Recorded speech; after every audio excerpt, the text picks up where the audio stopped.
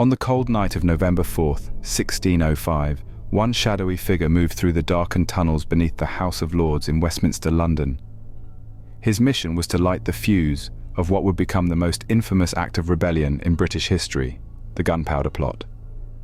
His name was Guy Fawkes, and the explosion he sought to trigger was to rewrite history, blow by blow, into the very fabric of English society.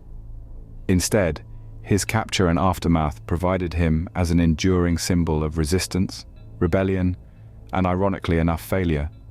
His effigy is burned today on the night of November 5th every year, in bonfires up and down England. The event is known as Guy Fawkes Night or Bonfire Night. But who was Guy Fawkes, and why did he involve himself in such a plot? What were the motives of those who conspired with him, and how did their plan come so close to succeeding?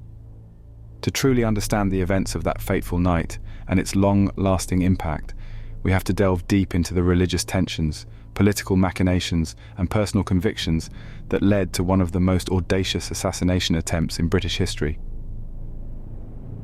The climate of religious tension. The Gunpowder Plot cannot be contextualized without taking into account the tense religious environment in England in the early 17th century. The reason for this tension lay at the heart of the English Reformation, an upheaval begun in the 16th century when King Henry VIII ruled England. Henry broke from the Roman Catholic Church in 1534 and created the Church of England, in effect making it a Protestant nation. This decision initiated 2 decades of religious persecution, during which adherence to the Catholic Church became a dangerous position to hold. When Queen Elizabeth I took the throne in 1558, Protestantism was established in England. Though superficially tolerant, Elizabeth implemented very tight restrictions against Catholics, even though Pope Pius V excommunicated her in 1570. Catholic priests under her rule became hunted individuals, many of whom were executed. Those who continued to practice Catholicism in secret faced fines, imprisonment, and worse. It is during such repression that underground practicing of Catholics rose, notwithstanding the legal implications. When King James I took over the throne in 1603, many Catholics were hoping for relief.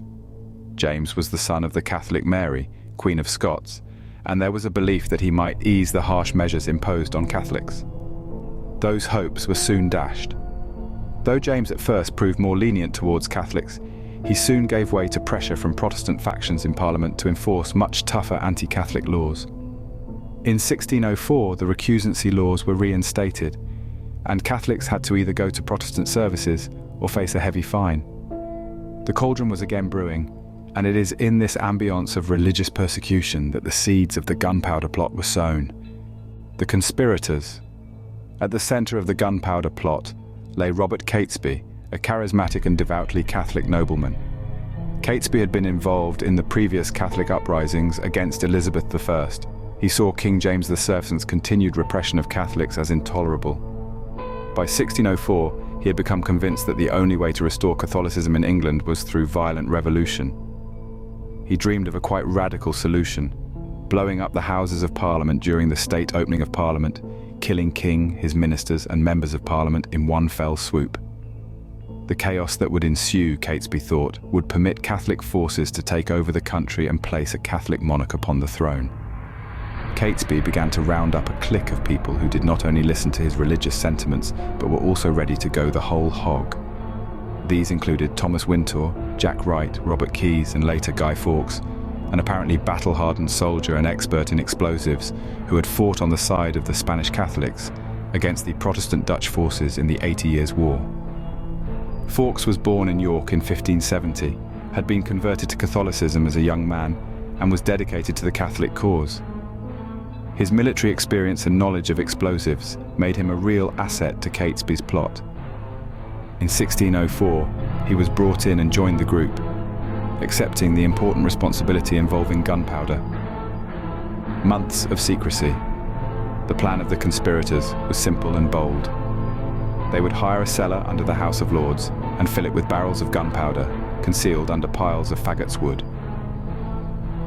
On November 5th, 1605, the state opening of Parliament was to take place with King James I and his eldest son, Prince Henry, and most of the Protestant nobility present.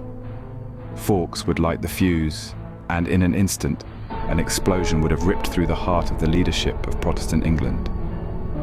During the months in the lead up to November 5th, the conspirators were highly surreptitious. The conspirators rented a house that shared an exterior wall with the Parliament building, through which they could transport the gunpowder without suspicion. By the time they had gotten everything ready, they had 36 barrels of gunpowder laid down, enough to bring the entire building down and kill everybody inside of it. But through human error and miscalculation, the plot came undone despite a very careful planning. It had been presumed that all English Catholics would support them by the conspirators, but as the date approached for their attack, certain members of the group began to raise concerns over the possible loss of innocent Catholic lives. It was through this concern that the plot came about. The letter that changed everything. At the end of October 1605, Lord Monteagle, a Catholic peer, received an anonymous letter which instructed him to stay away from the state opening of Parliament on November 5th. It advised Monteagle to retire yourself into your country, where you may expect the event in safety. Monteagle was alarmed at the letter and immediately took it to Robert Cecil, the King's chief advisor and Secretary of State. Already suspicious of Catholic plots, Cecil immediately initiated an investigation in response to the letter.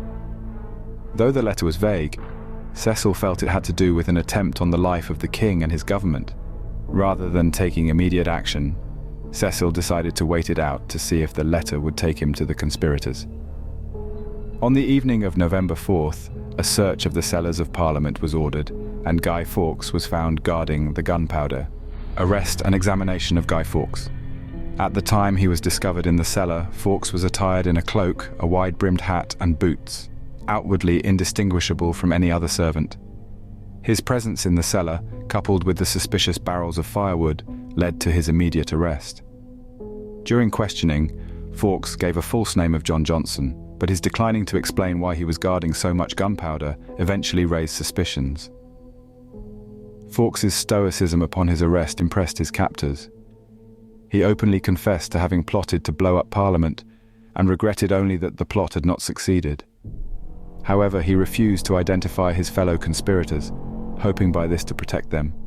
This steadfastness lasted for several days before he finally broke under the relentless interrogation and torture. Even King James I sanctioned the use of torture to extract information from Fawkes, and after hours on the rack, a device that stretches the body of a prisoner, Fawkes revealed the names of his fellow conspirators. His signature to his confession, barely legible from the intense pain of the rack, serves as painful testimony today to what was done to prisoners in order to extract information in those times. Aftermath and execution. Once the plot was discovered, the government wasted no time in rounding up the remaining conspirators. Some, like Thomas Percy and Robert Catesby, were killed in a last stand during a siege at Holbeche House.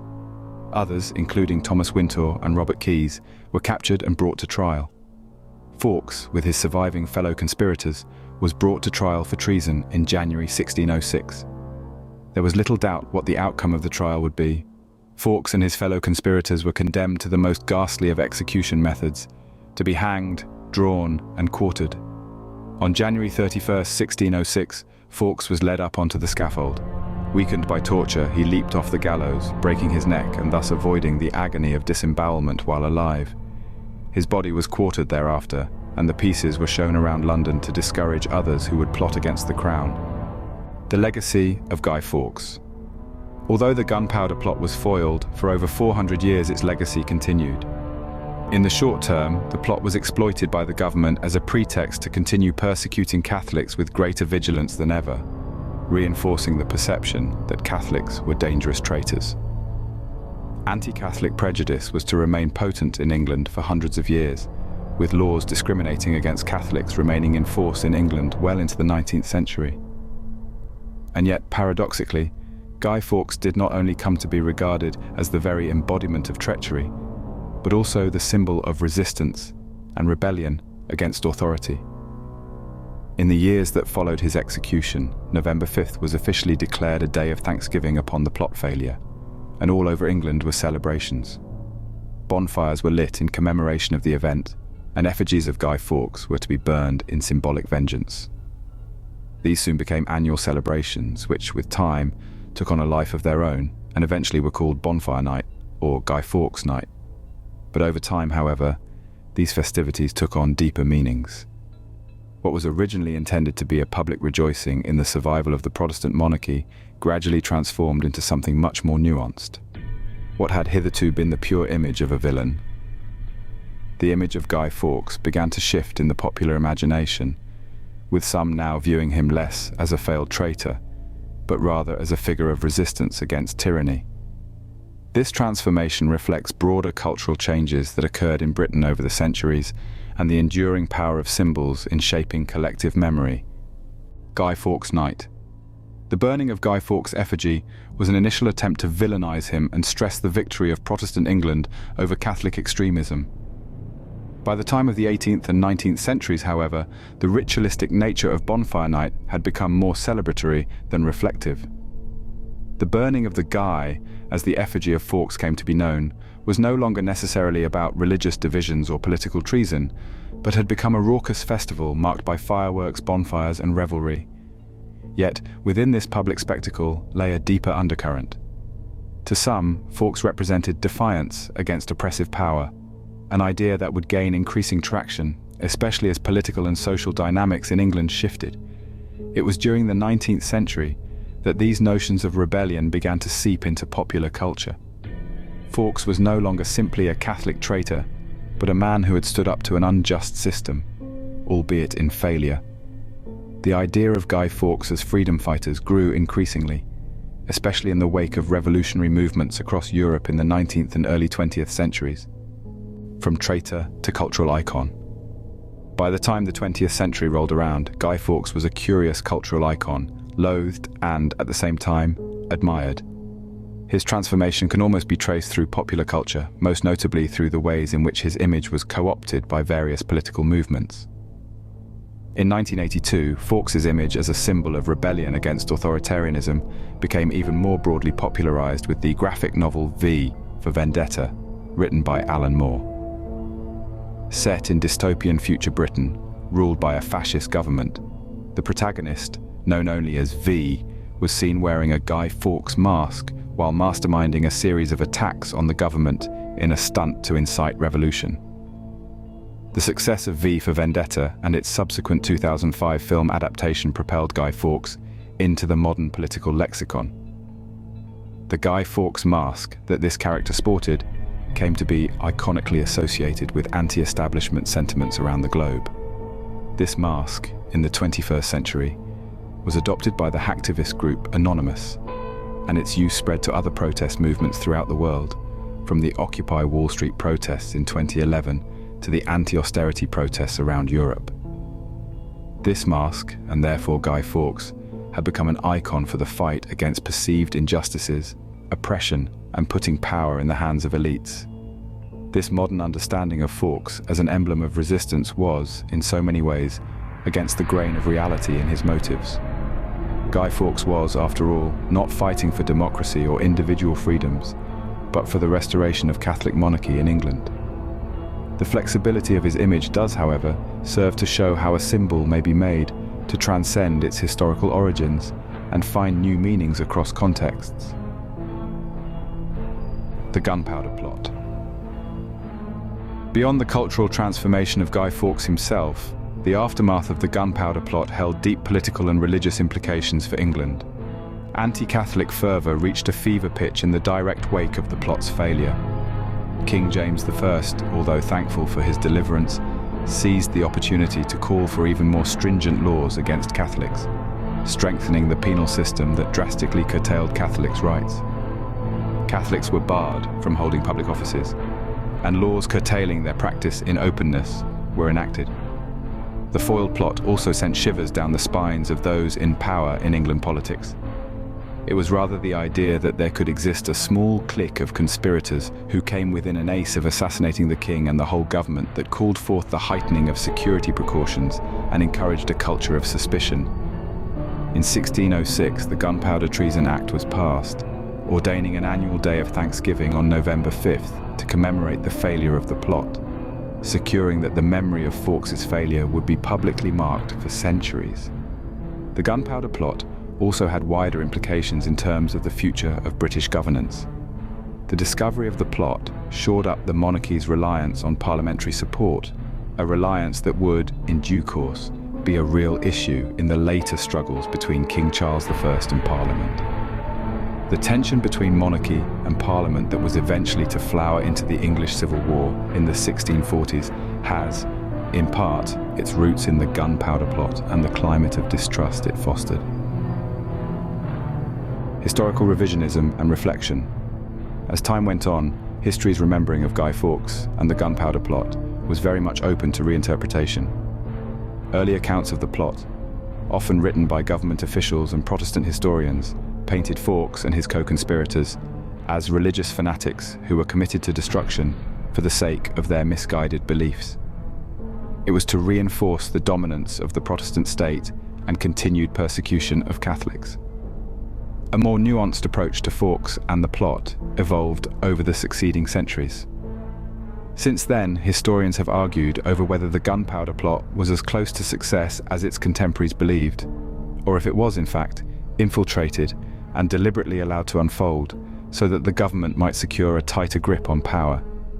Indeed, some even go as far as to say that Robert Cecil, the King's chief counsellor, had known about this plot long before the letter to Lord Monteagle was posted, and allowed this plot to continue as a means whereby further persecution of Catholics could be justified. This is a very revisionist view, and while it remains speculative, does highlight how often historical events can be open to different interpretations based on the dominant political and cultural mood. Indeed, over recent decades, there have been some academics who have suggested that the Gunpowder Plot had rather less to do with religious fundamentalism and rather more to do with a desperate clique attempting to strike back against an oppressive state. The modern relevance of Guy Fawkes. Nowadays, Guy Fawkes Night is celebrated all over the United Kingdom. Meanwhile, the event lost its original meaning that was closely related to religious and political ties. Now it's a time to spend with friends and family, watch fireworks, and enjoy the beauty of the bonfire. Where once the burning of the Guy was a deeply political act, today, it is more of a cultural tradition, from which the broad historical import can often be lost upon modern participants. The image of Guy Fawkes, however, to symbolize rebellion does ring potent in circles it should. The Guy Fawkes mask, popularized by V for Vendetta, was worn by protesters and activists around the world. It has come to represent opposition to authoritarianism, corporate power, and the suppression of individual freedoms, in many ways a fitting emblem for the digital age, where movements like Anonymous use decentralized, leaderless tactics to challenge authority.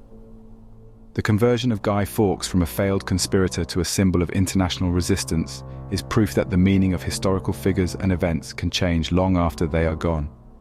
Be he terrorist or freedom fighter or something in between, the legacy of Guy Fawkes remains a source of debate and reflection, and of course bonfires, more than 4 centuries after his attempt to blow up the heart of British government.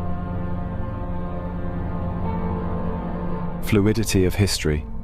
Guy Fawkes' story is one of metamorphosis, either in terms of how he has been remembered or in bequeathing the legacy of the Gunpowder Plot. What started off as a failed attempt to overthrow a Protestant monarchy, through time, grew into a multi-cause containing symbol for resistance, rebellion, and complex interplay between power and dissent. His legacy does not represent a single static event in history. Times reinterpret and reinvent it according to the particular cultural and political atmosphere. Whereas originally the conspirators had sought to restore Catholic rule in England, over the centuries their action took on new meanings as to how we think about authority, rebellion, and the role of the individual in challenging the state. Our use of Guy Fawkes' mask in protest, along with the continued celebration of Bonfire Night and the burning of Guy Fawkes' effigies, constitutes a long, discontinuous tradition that stretches back to that fateful night in 1605. The fact that this is so reminds us that the legacy of the past is never fixed. It is always remade by those who seek to make sense of it.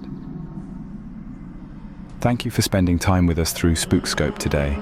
Feel free to share your knowledge and wisdom in the comments section, and don't forget to subscribe to the channel and share it with your friends and family. Until next time, my dear spooker, stay curious.